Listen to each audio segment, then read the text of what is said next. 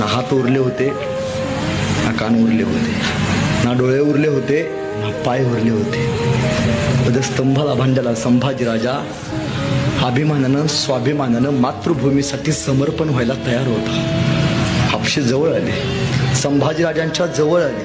हापशेंनी तलवार बाहेर काढली, सप्प करणा तलवार चालवली. संभाजीराजांची गर्दन मातीमध्ये खाली पडली. शंभू राजा धडा वेगळा करण्यात आला. संभाजीराजांच्या तोंडून एक वाफ निघाली. वाफेबरोबर माती आकाशात उंच उडाली आणि उडणाऱ्या मातीला माझा संभाजीराजा सांगत गेला, सांगा आबासाहेबांना, सांगा आबासाहेबांना, तुमचा छावा मातीत नाही मेला, तुमचा छावा मातीसाठी मेला. अरे मातीत मरणारे कैक असतात, मातीसाठी मरणारे फक्त संभाजी राजे असतात, हे सांगत गेले.